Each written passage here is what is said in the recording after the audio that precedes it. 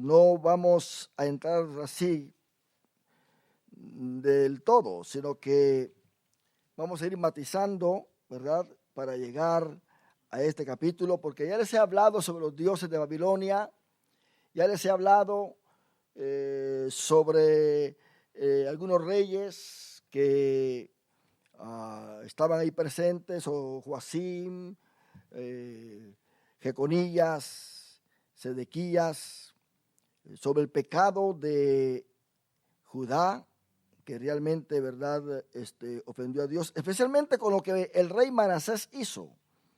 Usted en la Biblia debe de leer los reyes y léase a Manasés para que se dé cuenta todo lo que Manasés fue el rey más malo de Judá, más malo. Y Dios le dice a ellos con Jeremías, los castigo a ustedes por lo que Manasés hizo. Imagínese usted, qué terrible es eso. Un hombre nada más, un hombre ofendió a Dios de tal manera que apartó a todo el pueblo de la adoración al verdadero Dios. Pero Israel está ahí. Ahora es el pacto palestino. Dios los castiga y los trae de regreso. La misericordia del Señor, ¿verdad? Los castiga y los trae de regreso. Entonces, ¿alguien sabe lo que el significado del nombre Daniel? Daniel. A ver, ¿quién de las hermanas sabe qué significa Daniel? Ajá. ¿Sí? Bueno, Dios es mi juez, o Dios está juzgando, o Dios juzgará. Eso es lo que significa. En aquellos tiempos se les daba siempre un significado de los nombres. Por ejemplo, Jabes. ¿Qué significa Jabes? Dolor. Los reyes siempre le cambiaban los nombres a sus súbditos. Era una de las características de un rey. Agarraba un líder y le cambiaba el nombre. Y en este caso le cambia el nombre a 4 jóvenes que se llevan, ¿verdad?, cautivos a Babilonia, y Nabucodonosor les cambia el nombre. ¿En qué año sucedió esto? Sucedió en el año 605. Nabucodonosor, en primer lugar, dirigió un ejército babilónico con su padre llamado Nabopolassar. Era el padre, era el nombre de el padre de Nabucodonosor. Se fueron contra las fuerzas de Asiria y Egipto, que estaban aliados, y los derrotó. Entonces, esta victoria realmente los puso a Babilonia en alto. Imagínense qué naciones venció: Asiria y Egipto. Entonces le dio la supremacía sobre los demás países o naciones de ese lugar, ese territorio del Medio Oriente.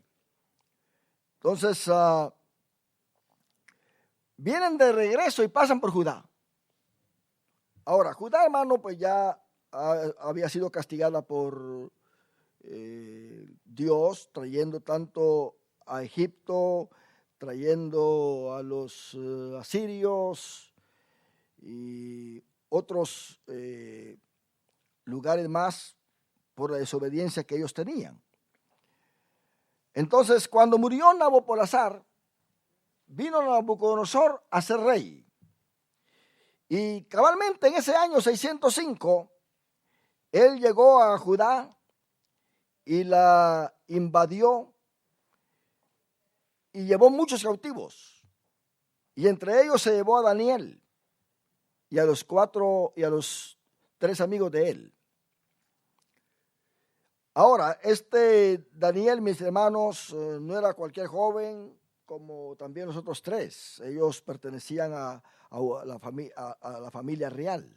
Ellos eran jóvenes muy inteligentes, pero ante todo eran jóvenes que amaban a Dios. Eran jóvenes totalmente separados de la contaminación. Estaban ellos bastante acostumbrados a agradar a Dios. Y Nabucodonosor los trasladó a su tierra. Entonces llevó cautivos algunos reales y nobles a Babilonia. Entonces ahí en Daniel, capítulo 1, del versículo 1 al 2, el mismo Daniel narra lo que pasa en el año 605 antes de que Cristo naciera. Dice que en el año tercero del reinado de Joacim, rey de Judá. Note bien que Joacim quemó la primera parte del libro de Jeremías. Y cuando quemó este libro, que ya lo estudiamos esto, le dijo Dios que no iba a haber nadie de su descendencia que se sentara en el trono. Y por supuesto dijo a Jeremías que de nuevo escribiera lo que Joacim había quemado. Bueno, por supuesto, Joaquín, Jeconías, Conías, ¿verdad? Tiene 3 nombres, se le conoce a este hijo de Joacim, quien reinó 3 meses solamente después de la muerte de Joacim. En ese tiempo de Jeconías, entonces, volvió Nabucodonosor y se llevó cautivo a otra muchedumbre, se llevó cautiva, y entre ellos se llevó a Ezequiel, el profeta. Entonces Ezequiel estuvo ahí presente junto al río Quebar. Y ahí pues usted lee Ezequiel, se da cuenta que también Ezequiel tiene su experiencia con Dios. Dice Ezequiel 1:1, aconteció en el año 30, en el mes cuarto, a los 5 días del mes, que estando yo en medio de los cautivos junto al río Quebar, los cielos se abrieron y vi visiones. A partir de ahí Ezequiel empieza a ver visiones. Era otro joven que amaba a Dios de verdad. Y usted ve que Ezequiel pues tiene muchas visiones y Dios le entrega una misión para que trabaje dentro de su pueblo. Y Ezequiel también es un libro profético con respecto a lo que es el futuro de las naciones, porque Ezequiel, a partir del capítulo 40, empieza a hablar sobre algo especial durante el milenio, que es el templo.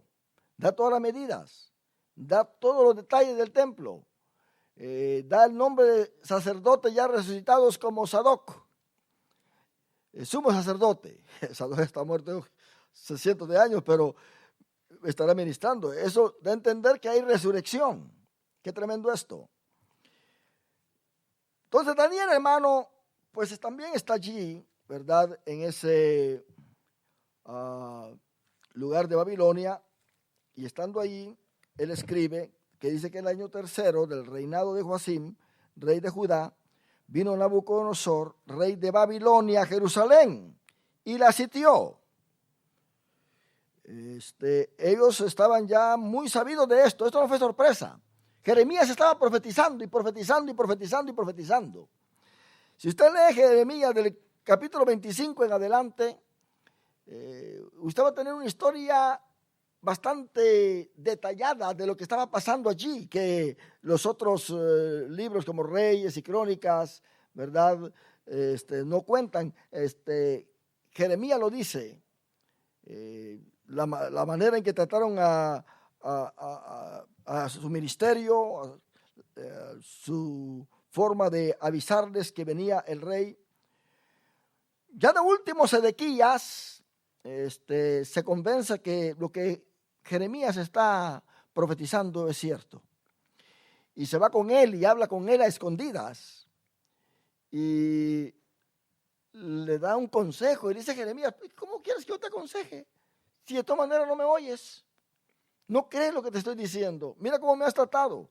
Aunque Sedequías lo ha librado porque algunos que están en contra de su profecía, gentes que son líderes allá fuera de Jerusalén,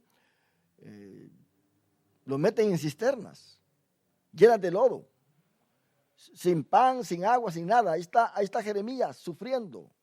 Imagínense, y esas cisternas llenas de lodos, ahí hay de toda clase de insectos. Eso no es que lo tengan aseado, eso es aseado, eso está terrible, terrible. Pero el rey lo manda a sacar, con el propósito de hablar con él, porque el rey sabe que Jeremías puede orar a Dios y que eso no pase lo que ha profetizado, pero la gente no obedece. Pero le dice Jeremías: mira, rey, tú no escuchas de todas maneras. Mira todo lo que yo he dicho, todo lo que yo he profetizado, y no has creído lo que Dios ha venido hablando. Qué tremendo eso. Entonces, ya la profecía se cumple, llega Nabucodonosor y se lleva cautivos, en primer lugar en el año 605, porque más adelante Sedequías es llevado, pero Daniel fue el primero que experimentó esto. Ahora, en el versículo 2 de Daniel capítulo 1, el profeta, mi hermano, especifica muy claramente cómo fue que pasó esto. Dice: y el Señor entregó en sus manos a Joacim, rey de Judá. Entonces, ¿qué fue el que dio este castigo? Dios. El Señor, Adonai, entregó en sus manos a Joacim, rey de Judá. Y vemos acá que es llevado entonces Joacim con todo ese gentío que se llevó Nabucodonosor, con utensilios del templo muy preciosos y muchos tesoros que llevó Nabucodonosor de ahí de Jerusalén, y se llevó varios vasos del templo. Esto lo lee usted en 2 Crónicas capítulo 36. Y esta fue la primera de 3 deportaciones de Judá. Entonces, ya entendemos que Joacim era entonces el rey en la primera deportación. ¿Ok? Les pregunto, ¿quién era el rey en la primera deportación? ¿Ok? ¿Cuál era el nombre original de Joacim? Eliakim. Pero le cambiaron el nombre a Joacim. Y así se quedó con ese nombre. Y esto pues lo tenemos muy claro. Ahora, yo quiero que se den la idea bajo qué reyes Jeremías estuvo profetizando. Jeremías capítulo 1 dice las palabras de Jeremías, hijo de Hilcías, de los sacerdotes que estuvieron en Anat, en tierra de Benjamín. Palabra de Jehová que le vino en los días de Josías. No te viene desde cuándo Jeremías vino profetizando. Desde el día de Josías, hijo de Amón, rey de Judá, en el año 13º de su reinado. Le vino también en días de Joacim,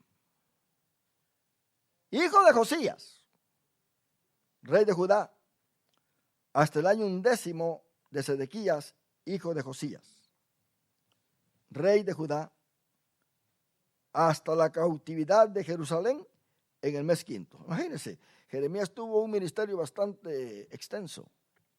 Sufrió con este ministerio. Si usted no ha leído el libro de Jeremías, léalo para que se goce. Yo sé que usted se va a gozar leyendo todo esto, porque es algo que realmente usted debe de conocer. Ahora, hermanos, tenemos la segunda deportación, que es en el año 597. Y en esta deportación, el hijo de Joacim, Joaquín, conocido dije como Jeconías y Conías, reinó solamente 3 meses, porque Dios le había dicho a Joacim: ninguno de tus hijos se va a sentar ya en el trono, ninguno. Así que de la familia real de David, realmente el último fue Joacim, pero su hijo estuvo 3 meses en el trono. Y de ahí vino su tío Sedequías, porque Nabucodonosor lo puso como rey. Ahí se terminó entonces todo lo que es la familia real, la familia de David. A partir de ese momento, todos los que descienden de David están en el campo. Ninguno es rey. Cuando llega a José, José tenía que haber sido rey, pero como desde Joacim hasta José ninguno fue rey, sino que se fueron a Babilonia y luego regresaron, pero ya nunca nadie de ellos, descendiente de David, vino a ser rey. Por lo tanto, ellos están en el campo, ya no están en los palacios. Por eso es que está la profecía que dice que del tronco de Isaí, no dice del tronco de David, sino del tronco, la profecía se va hasta atrás, allá donde está Isaí, el padre de David, porque Isaí está en el campo, su hijo David ya está en el palacio, y ya toda su descendencia está en el palacio, pero de Joacim en adelante ya está en el campo otra vez. ¿Me está entendiendo? Entonces, ya está en el campo. Entonces dice, del tronco de Isaí, se va hasta el principio, del tronco de Isaí nacerá un vástago. ¿Se da cuenta? ¿Quién es este vástago? Cristo Jesús cuando nace. Porque Cristo viene a ser el Rey de Reyes y Señor de Señores. ¿Se da cuenta? Qué hermoso esto, ¿va? Cómo la profecía se cumple. Ahora dice Mateo que se fue a vivir a Nazaret porque estaba la profecía cumplida de que iba a ser un nazareno.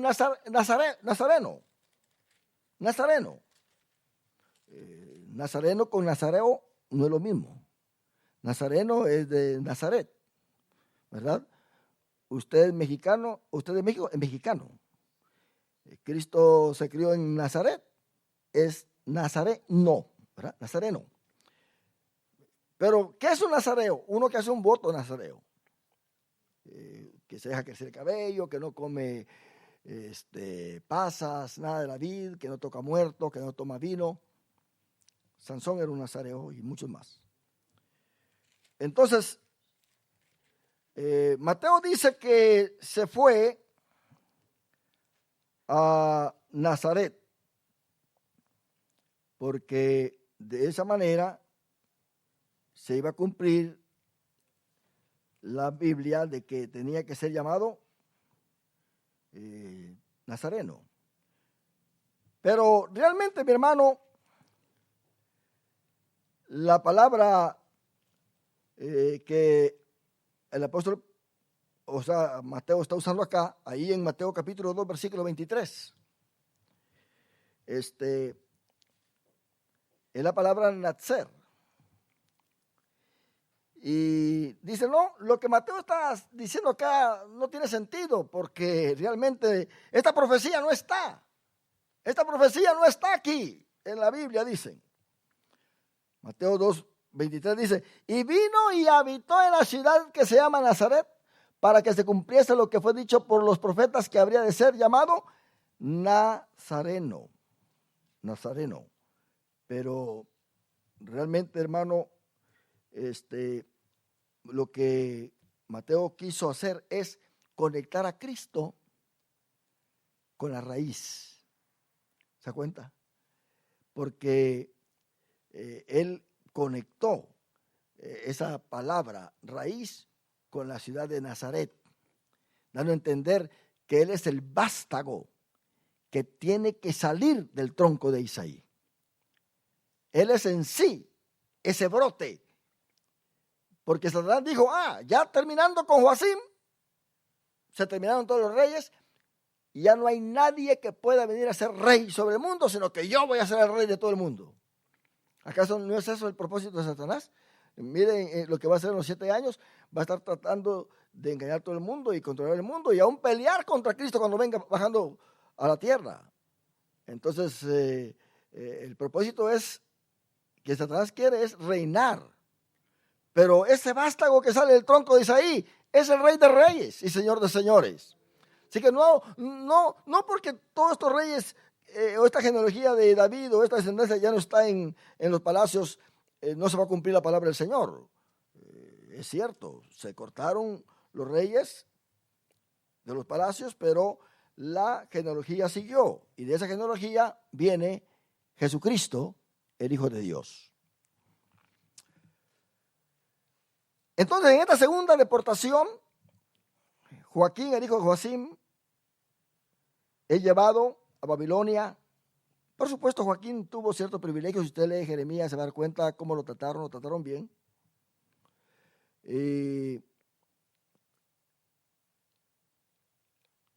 Reinó solamente 3 meses, dije, y 10 días.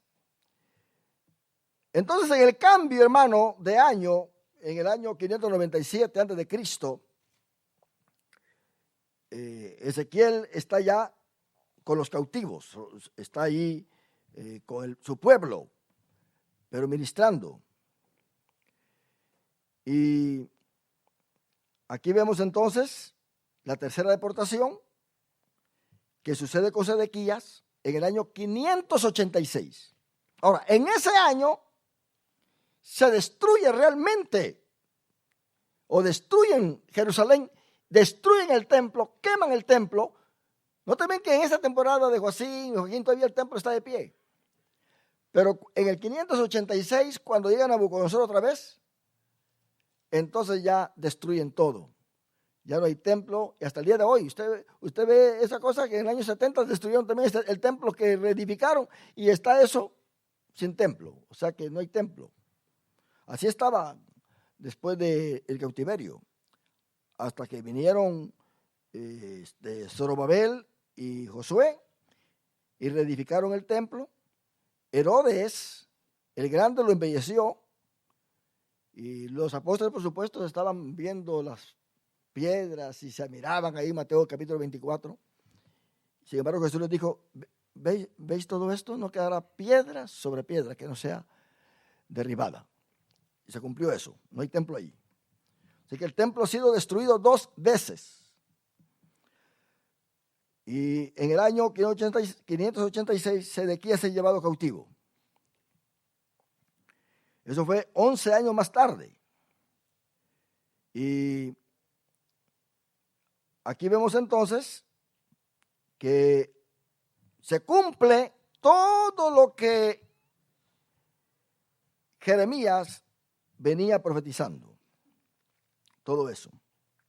Entonces Daniel, hermano, se concentra en lo que Dios le asigna en el palacio del rey, juntamente con los otros jóvenes. Y él es preparado para poder llevar a cabo el trabajo que tenía que llevar a cabo allí en lo que es Babilonia, porque no había otro remedio. Tenían que estar allí, en Babilonia, pero Dios siempre estaba levantando a ciertas personas para poder glorificarse en las naciones gentiles. A partir de ese tiempo se lleva a cabo lo que ahora conocemos como el tiempo de los gentiles, donde son los gentiles los que están reinando en el mundo entero. Es el tiempo de los gentiles. Eso terminó hasta cuando se llevaron al último rey de Judá. Quiere decir que ahora ese territorio que Dios le prometió a Abraham está siendo controlado, pues, por las naciones gentiles. Note bien, Israel está allí, pero más sin embargo, Israel necesita de Estados Unidos. ¿Se da cuenta? Si Estados Unidos no existiera, a Israel lo estuvieran bombardeando. Quizás lo hubieran desaparecido o algo hubiera pasado. Pero la promesa de Dios está allí. Así que Estados Unidos está a su lado. ¿Se da cuenta? Para que Israel no esté teniendo esos ataques. Sin embargo, lo está teniendo. Lo está teniendo. Pero no es nada de compararse si Estados Unidos no estuviera a su lado. Así que Dios sabe lo que hace, ¿verdad que sí? Dios sabe lo que hace. Pensemos sobre Daniel. ¿Usted conoce a Daniel? ¿Ha pensado sobre Daniel? ¿Quién es él? ¿Sus características? ¿Su forma de ser? En primer lugar, Daniel, hermano, en este tiempo que fue llevado cautivo, era un joven adolescente. Y era de sangre real, dijimos. Ahora, mientras estuvo en cautiverio, fue fiel a Dios durante el reinado de 3 reyes. Y los 3 reyes lo respetaron. Nabucodonosor, Belsasar y Darío. 3 reyes y 2 gobiernos, por decirlo así. Porque Darío ya era bajo el gobierno de los medos persas. Y él tuvo el privilegio de haber sido ministrado por el ángel Gabriel. Él lo vio. Ese ángel Gabriel que se le apareció a María, que se le apareció a Zacarías anunciando el nacimiento de Juan Bautista. El ángel Gabriel. Ahora, y no solamente el ángel Gabriel, el arcángel Miguel. Qué tremendo esto. Daniel vio y tuvo la experiencia de dialogar con estos 2 seres angelicales, Gabriel y el arcángel Miguel. Qué tremendo esto. Son los 2 únicos conocidos por su nombre. Yo no sé si los demás tendrán nombre, pero me imagino que sí tienen. Ahora,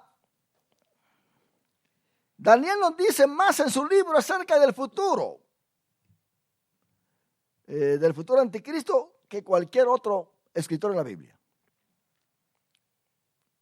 Daniel tuvo visiones tremendas sobre la función del anticristo en esta tierra. Ahora, Ezequiel, uno de sus contemporáneos que ya dijimos, también se refiere a la justicia de Daniel en comparación con Noé y Job, ahí en Ezequiel 14:14. Y en Ezequiel 28:1, Ezequiel se refiere a la sabiduría de Daniel. Se cree que Daniel quizá murió como a los 90 años. Cristo mismo citó a Daniel, ahí en Mateo 24:15, ahí en el discurso de los olivos. Lo llamó profeta. Qué tremendo esto. Y lo cita para hablar sobre la abominación desoladora que el anticristo va a hacer. Y dice, así como lo dijo el profeta Daniel. Entonces el elemento distintivo, hermano, de este libro de Daniel es que escribió la parte central del mismo en lo que se llama el lenguaje arameo. Quiere decir, del capítulo 2, versículo 4, hasta el capítulo 7, versículo 28, todo está en arameo, en el libro. Y el resto está en hebreo. Bueno, Daniel sabía muy bien el hebreo porque acaba de llegar de allá. Ahora sus contemporáneos y los que empezaron a nacer ahí, los hijos de ellos, se les olvidó el hebreo y se quedaron con el arameo. Ya no hablaban el hebreo. Y el hebreo, oiga bien, y el hebreo, cuando regresaron del cautiverio, quedó el arameo como la lengua oficial, ¿verdad? Pero para la lengua religiosa quedó el hebreo. En otras palabras, los doctores de la ley y todos esos que estaban involucrados en el liderazgo de la religión, escribas, ¿verdad?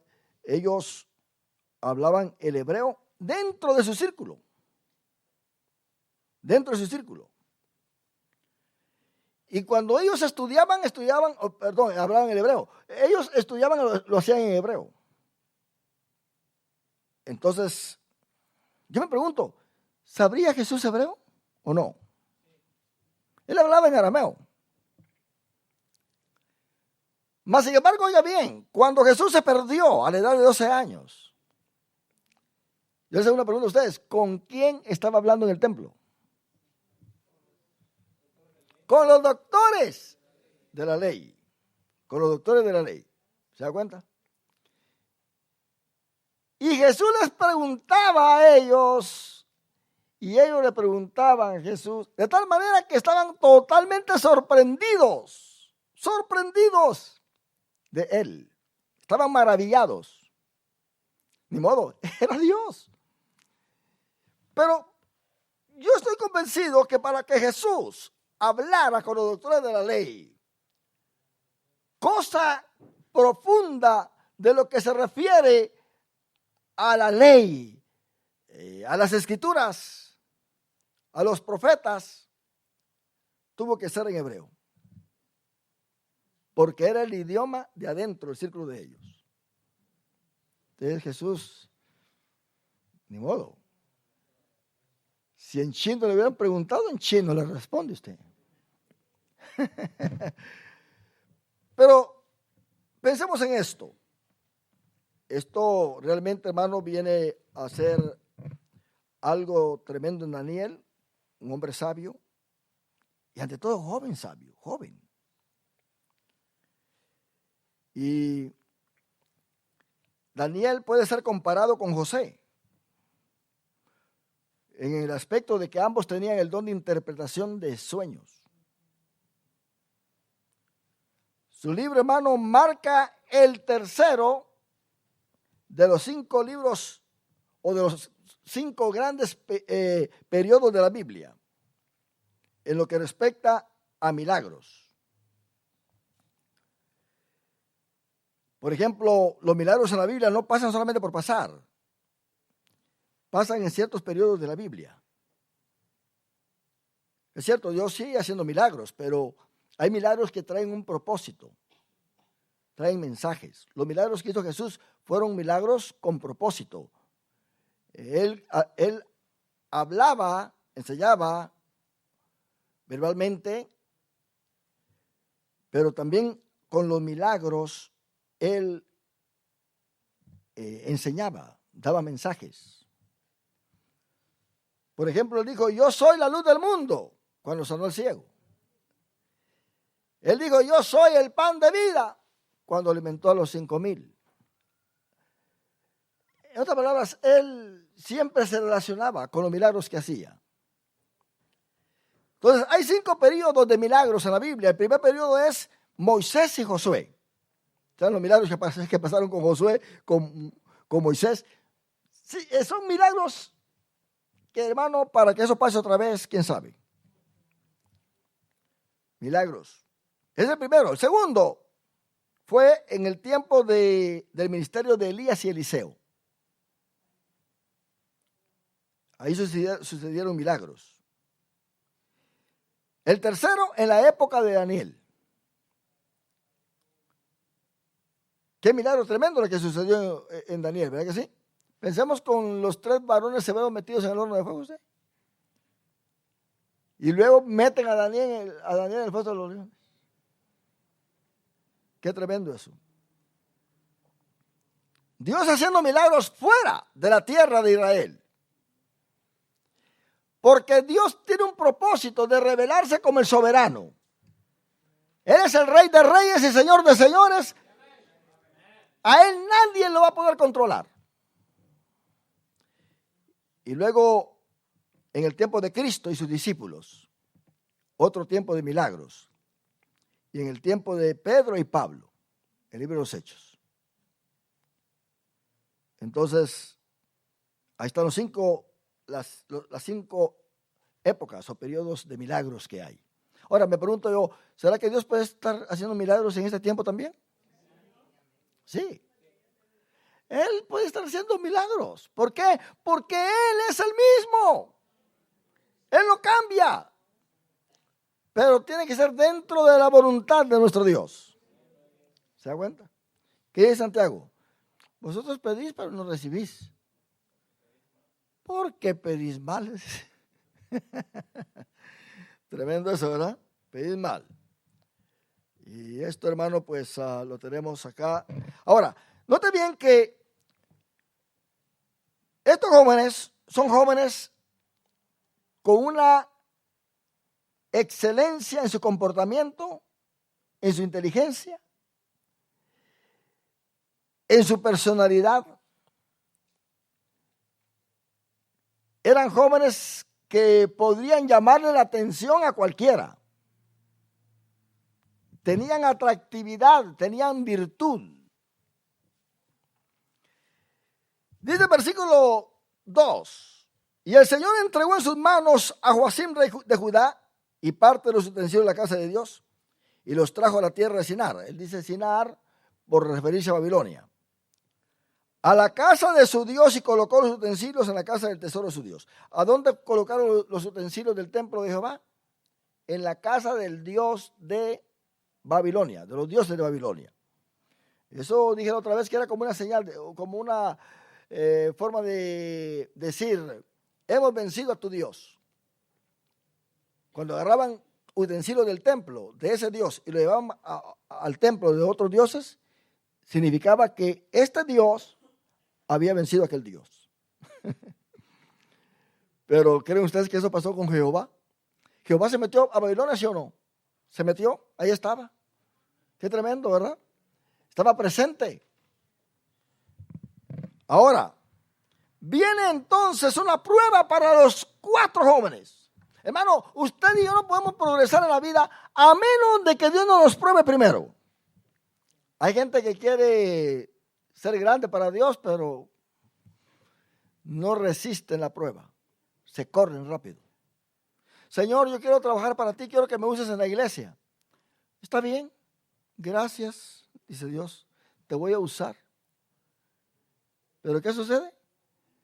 Tiene que formar el carácter, un carácter que aguante las críticas, un carácter que aguante los chismes, un carácter que aguante los maltratos y las malas caras y los ojos altivos, las malas lenguas, los dichos, me caes mal, no sirves para nada. O sea, ese carácter lo tiene que formar Dios. Cuando ya está formado, entonces dice Dios, bueno, ahora sí puedes, ahora tienes toda la capacidad para trabajar en mi iglesia, en mi pueblo, para estar ahí llevando a cabo la obra. Porque ya cuando ya la persona está trabajando en el ministerio, va a recibir de todo. ¿Qué le dijo Dios a Ezequiel? Mira, Ezequiel, te voy a dar cara de piedra, le dijo. Para que aguantes todo, que veas todo y que lo aguantes. Cara de piedra, imagínense. El líder tiene que tener cara de piedra, de pedernal, para hacer como que nada está pasando. Como que nada. Saber disimular. Eso fue lo que tuvo Saúl. Cuando Samuel lo ungió de rey, y ya Saúl iba para afuera caminando, había un grupito de jóvenes allí y empezaron a decir, a ver si este nos va a librar, a ver qué va a hacer este. Y dice la Biblia, y Saúl disimuló. Quiere decir que el líder tiene que tener el carácter de disimular, hacer como que nada está pasando. Se está dando cuenta de las cosas, pero como que nada está pasando. Y la gente que está allá dice, no se ha dado cuenta usted. Pero es el arte de disimular. Uno sabe disimular. El líder tiene que saber disimular, como que nada estuviese pasando. Como que nada. Es el arte de disimular. ¿Le gusta a usted ese arte? ¿Disimular? Yo no disimulo, dicen unos. Yo de una vez. Pues ni modo, no puede ser líder. Pero viene la prueba, oiga bien la prueba. Y lo vamos a leer porque de esto vamos a hablar después. Y dijo el rey a Aspenaz, jefe de sus eunucos, versículo 3, que trajese de los hijos de Israel del linaje real de los príncipes, ¿Se da cuenta? Del linaje real de los príncipes. Muchachos, oiga bien las características, en quienes no hubiese tacha alguna. Esto es entender en que no tuvieran ningún impedimento. Saber hablar bien, buen porte, no defecto físico, ¿verdad? Sin tacha alguna. Y luego dice, de buen parecer. Tenían que tener un físico atractivo, de buen parecer. Antes en esos lugares la belleza era muy estimada, y hasta el día de hoy los psicólogos, ellos atribuyen la inteligencia a la belleza. Si usted se da cuenta en la naturaleza, animales y plantas y todo eso, cuando hay una fruta venenosa, una planta venenosa, como que no es muy atractiva la planta. Se nota, no comas eso porque quizás es venenoso. ¿Por qué? Porque no te atrae. Dice, esta planta como que tiene cara de monstruos. No comas. ¿Verdad? ¿Cómo dibujan a los bandidos? ¿Cómo dibujan a la gente que asalta bancos? A la gente chismosa, a la gente criticona. ¿Usted sabe? ¿Ha visto esas películas, no sé qué cosa, de las personas que están ahí, doña Chinta con doña no sé qué cosa, que todos los días están criticando la vecindad? Ni se peinan usted. Porque la belleza no está en ellas. Porque la belleza empieza de adentro de nuestra mente. Una mente bella refleja belleza exteriormente. La educación, ¿se cuenta? Ahora, lo bueno, hermano, es que los psicólogos de hoy se están dando cuenta que hay gente que no está tan bonita, pero que es muy inteligente. Dice, ¿qué está pasando acá? Pero sí, la belleza tiene que ver con el entendimiento, la inteligencia, la sabiduría, la madurez, el buen comportamiento. Porque la psicología en el ser humano, hermano, es terrible. Hay gente que ella misma se cae mal cuando se ve en el espejo y dice, miren cómo nací yo, no sirvo yo, miren, no estoy simétricamente bien. y psicológicamente eso le afecta y se comporta como cree que es. Yo soy horrible, me voy a comportar horrible. Pero una persona que dice, wow, aunque se engañe de solo, ¿no? Wow, qué bello, qué bella. Y entonces se comporta como que es muy bella y anda con su estilo y todo. ¿Por qué? Porque se ve en el espejo y no se cae mal él o ella. Así mismo. ¿Se cuenta? Póngase usted traje para ir al parque, tenis y todo eso. Se va a dar cuenta que cualquier brinco va a dar donde quiera. Y va a correr y va a hacer cualquier cosa. Porque usted sabe cómo anda vestido o vestida. Pero ande con ropa delicada, se va a dar cuenta que hasta su forma de hablar cambia. ¿Verdad que sí? Porque usted anda con ropa delicada, hasta saluda con... No, si anda así todo, usted solamente da el give me five y ya todo eso. ¿Verdad? No, pero ya con ropa así, usted ya hasta se inclina para saludar. ¿Verdad? O sea, la ropa también controla nuestra psicología. Por eso, en los palacios querían tener gente que se cayera bien ella misma. Porque si usted va a hacer un buen trabajo para alguien y usted mismo se cae mal, ¿se imagina usted la cara que va a poner siempre cada vez que se levanta? O cada vez que se comunica. Porque tiene un concepto de que usted es feo, es fea, no sirve para nada. Entonces, ¿para qué lo van a usar? Va a destruir el ambiente completamente. Hay gente que está enferma psicológicamente. Hay gente que nadie se está metiendo con esa gente y piensan que todo el mundo lo está criticando. Yo ahí a todos les caigo mal usted. Y nadie le ha hecho una mala mirada. Simplemente que se ve esta persona ella misma en el espejo y como ella se cae mal, piensa que todo el mundo pues también la ve de esa manera. Entonces dice que trajesen a estos muchachos de buen parecer. Luego dice, enseñados en toda sabiduría. Quiere decir que iban a conocer de todo. ¿Usted ha conocido gente que cualquier tema que usted hable con ellos, le platican? Hable de política, le platican. Habla de ciencia, le platican. Hablan de matemática, le platican. Hablen de hasta la farándula, le platican. De los deportes, o sea, hay gente que de todo tiene conocimiento usted. De todo. Hable de carros, le menciona todos los carros del año y cómo son y qué esto y lo otro. Hable de perros, todos los nombres de los géneros, especies. Hay gente que habla de religión, le hablan. Háblele de los países conquistadores y de las batallas y de los presidentes, le hablan. Hay gente que conoce todo. Tienen esa habilidad.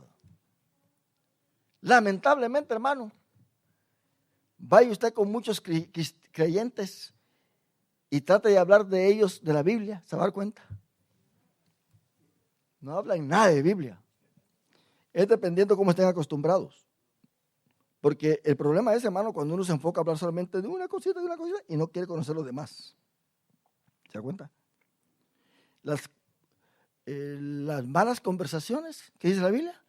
¿Corrompen qué? Las buenas costumbres.